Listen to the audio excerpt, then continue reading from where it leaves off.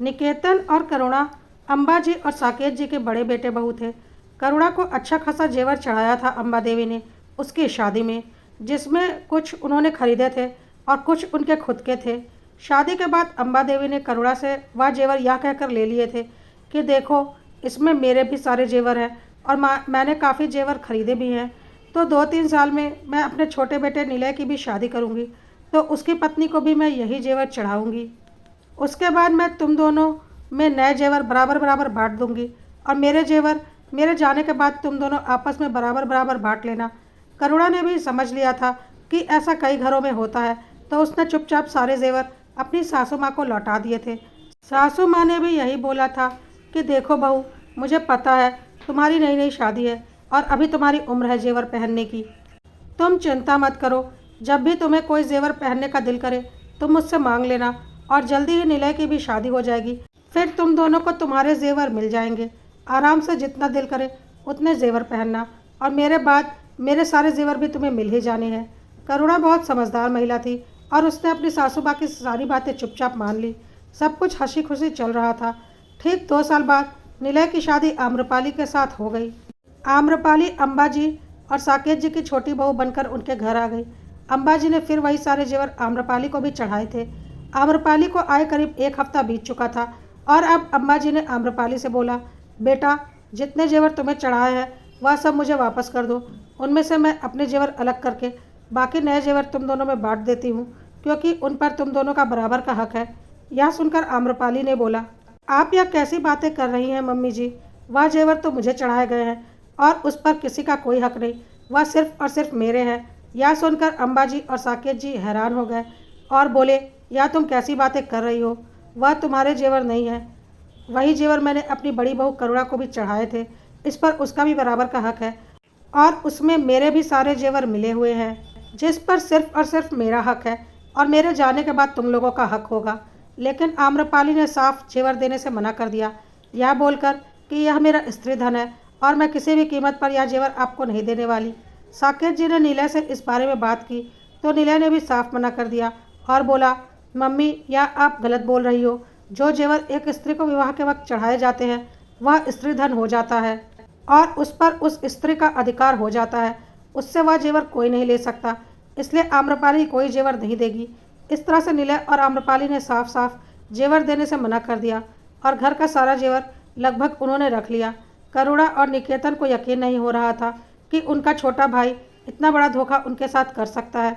अम्बा जी और साकेत जी ने बहुत कोशिश की उन दोनों से जेवर निकलवाने की, लेकिन दोनों बहुत ही चालाक और शातिर थे और उन्होंने साफ इनकार कर दिया। साथ ही साथ आम्रपाली ने यह भी धमकी दे दी कि अगर मेरे साथ आप लोग जोर ज़बरदस्ती करेंगे तो मैं पुलिस कंप्लेंट कर दूंगी कि आप ज़बरदस्ती मेरा स्त्री धन मुझसे लेना चाहती हैं। करुणा ने अम्बा जी को साफ मना कर दिया और बोला, कोई बात नहीं मम्मी जी, जिसे जो करना है करने दीजिए, ईश्वर सब देख रहा है। अम्बा देवी और साकेत जी को यह सब कुछ बिल्कुल पसंद नहीं आया। उन्होंने अपने छोटे बेटे से ऐसे बेईमानी की बिल्कुल उम्मीद नहीं की थी। करुणा को इतने दिनों में अम्बा जी और साकेत जी समझ चुके थे कि वह बहुत ही साफ दिल की और अच्छी महिला है और घर परिवार साथ लेकर चलाना जानती है। लेकिन आम्रपाली को भी कुछ ही हफ्तों में अच्छे से समझ गए थे कि वह बहुत ही शातिर, मक्कार और घटिया औरत है जो सिर्फ और सिर्फ अपना स्वार्थ देखती है। और उनका छोटा बेटा निलय भी उसी तरह है, स्वार्थी, लालची और बेईमान है। अम्बा जी और साकेत जी को बहुत ग्लानि महसूस हो रही थी कि जो बेटा बहू हर तरह से उनका ख्याल रखते हैं, शरीफ हैं, किसी बात के लिए लड़ाई झगड़ा नहीं करते, उनके साथ उनके छोटे बेटे बहू ने इतनी बड़ी बेईमानी कर ली और उनके पास अब कोई जेवर भी नहीं है जिसे वह अपने बड़े बेटे बहू को दे पाएँ, क्योंकि अम्बा देवी के सारे जेवर भी जा चुके थे। खैर, साकेत जी और अम्बा जी ने करुणा और निकेतन से बोला था, तुम लोग चिंता मत करो, तुम लोगों के साथ हम कभी नाइंसाफ़ी नहीं होने देंगे। ठीक है, मेरा एक बेटा बेईमान निकल गया, लेकिन कोई बात नहीं, उसकी बेईमानी का असर तुम्हारे ऊपर कभी नहीं पड़ने दूंगा। तुम्हें तुम्हारा हक ज़रूर मिलेगा, यह वादा है मेरा, और इसके लिए मुझे जो भी करना पड़ेगा मैं करूँगा। निकेतन ने बोला, पापा आप टेंशन मत लीजिए, आपके पास भी अब क्या है, कुछ पुश्तैनी ज़मीन जायदाद थी जो आपने दोनों भाइयों के नाम बराबर बराबर बांट दिए। मम्मी के सारे जेवर आम्रपाली ने हड़प लिए। आप लोगों ने अपनी जमा पूंजी से जो जेवर खरीदे थे वह भी आम्रपाली ने हड़प लिए। बस अब थोड़ी बहुत पेंशन आपकी आती है जो आपके लिए ज़रूरी भी है, और आप उसे अपनी और मम्मी की सुई दवाइयों पर खर्च करते हैं। आप परेशान मत होइए, हमें पता है आपके मन में कोई बेईमानी नहीं थी। कोई बात नहीं, हम यह मान लेंगे कि हमारे नसीब में वह जेवर नहीं थे।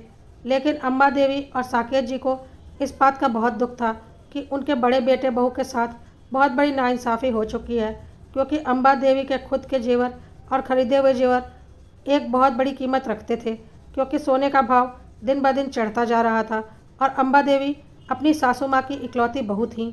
तो उनकी सासू माँ ने उन्हें बहुत ज़्यादा मात्रा में जेवर चढ़ाए थे, जो सारा जेवर उन्होंने आम्रपाली को चढ़ा दिया था और आज आम्रपाली के कब्ज़े में था। आम्रपाली और निलय बेईमानी करके बहुत खुश थे कि उन्हें बैठे बैठाए सासू माँ के सारे जेवर अकेले मिल गए, कोई बंटवारा नहीं करना पड़ा। और किसे बुरा लगता है जब बैठे बैठे लाखों का जेवर हाथ लग जाए। लेकिन साकेत जी और अम्बा जी ने काफ़ी कुछ सोच रखा था, क्योंकि उनके लिए दोनों बेटे बराबर मायने रखते थे। खास करके बड़े बेटे निकेतन और करुणा के लिए उनके दिल में ज़्यादा स्नेह था, क्योंकि वह दोनों उनका बहुत ख्याल रखते थे। निलय और आम्रपाली तो कभी गलती से भी उन्हें कुछ खाने पीने तक के लिए नहीं पूछते थे, ना ही कभी उनकी तबीयत पूछते थे। उन्हें समझ में आ चुका था कि उनका छोटा बेटा बहू एक नंबर के धूर्त, मक्कार और शातिर है। खैर, इसी तरह से करीब 2-3 साल का वक्त बीत चुका था। करुणा और निकेतन ने एक बार भी जेवर के लिए लड़ाई झगड़ा नहीं किया था और उसे अपना नसीब मान लिया था। साकेत जी अब बीमार रहने लगे थे और उन्हें लगा था कि अब वह ज़्यादा दिन नहीं बचने वाले। इसलिए एक दिन उन्होंने अपने एक मित्र, जो कि वकील था, उसको बुलाकर कुछ कागज़ बनवाए थे। इसके बारे में किसी को कुछ भी नहीं पता था। कुछ दिनों के बाद साकेत जी इस दुनिया से चले गए और अम्बा जी अकेली इस दुनिया में रह गईं। पिता के गुजरने के बाद अब निलय और आम्रपाली की हिम्मत और ज़्यादा बढ़ गई थी और वह घर में कुछ ज़्यादा ही लड़ाई झगड़ा करने लगे थे, क्योंकि अब उन्हें ऐसा लग रहा था कि इस घर से भी निकेतन और करुणा को निकाल दिया जाए और यह घर भी वह दोनों अकेले हड़प ले।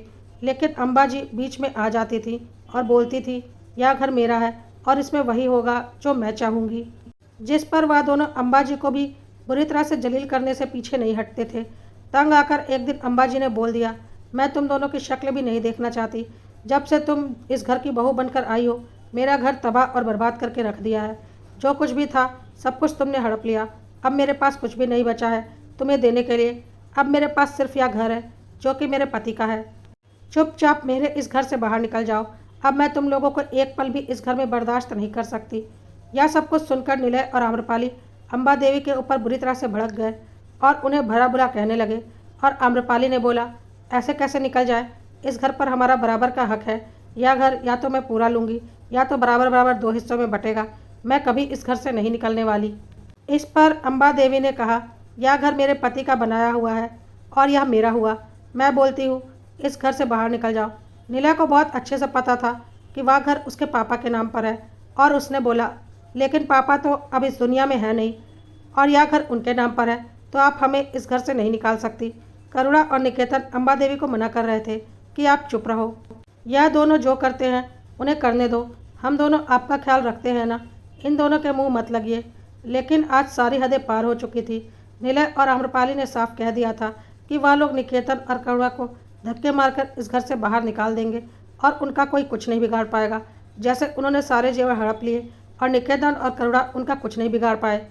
अम्बा देवी को समझ में आ गया था पानी अब सिर से ऊपर जा चुका है, इसलिए उन्होंने फ़ोन करके तुरंत ही अपने पति के वकील दोस्त को घर बुला लिया और बोला, मेरे पति ने अपने गुजरते वक्त मुझसे कहा था कि उन्होंने आपसे कोई कागज़ बनवाया है और जब मेरे छोटा बेटा बहू अपनी सारी हदें पार करने लगे तो मैं आपको घर बुला लूँ, इसलिए मैंने आज आपको घर बुला लिया।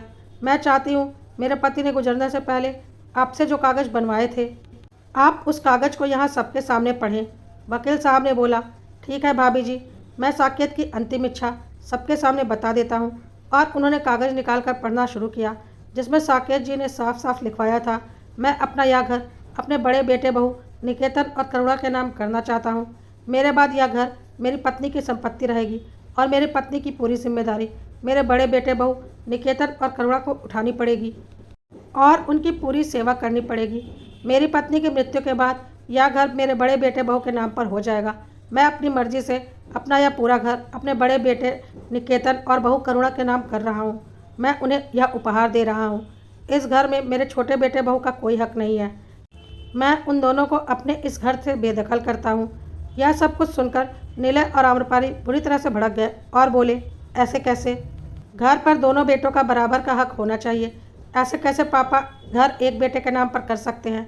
तो अम्बा देवी ने बोला, बिल्कुल वैसे ही जैसे सारा जेवर एक बेटा हड़प सकता है। बेटा, बेईमानी की शुरुआत तुमने की थी और अंत हमने कर दिया। तुम्हें क्या लगा तुम अपने भाई का हक का सोना मार लोगे तो हमें बुरा नहीं लगेगा? क्या मेरे बड़े बेटे बहू का कोई हक नहीं है? तुमने बेईमानी से सारे जेवर अपने पास रख लिए तो हमने यह पूरा घर निकेतन और करुणा के नाम कर दिया और अब यह फैसला कभी नहीं बदलेगा, क्योंकि यह तुम्हारे पिताजी का फैसला है जो उन्होंने जाने से पहले किया था। इस पर नीला ने बोला, मैं इस निकेतन और करुणा को धक्के मारकर इस घर से बाहर निकाल दूंगा। देखता हूँ मुझे कौन रोक लेगा। तो वकील साहब ने बोला, ज़्यादा होशियारी मत दिखाओ। एक कंप्लेंट डालूंगा ना तो पुलिस घसीटते हुए थाने लेकर जाएगी और जब अंदर 2-4 डंडे पड़ेंगे ना तो सारी अकड़ हाथ में आ जाएगी।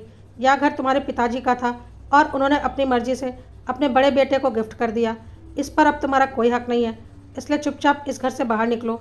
अब निलय और आम्रपाली को समझ में आ चुका था कि उनकी बेईमानी का फल उन्हें मिल चुका है और घर की कीमत उनके गहनों की कीमत से कहीं ज़्यादा थी।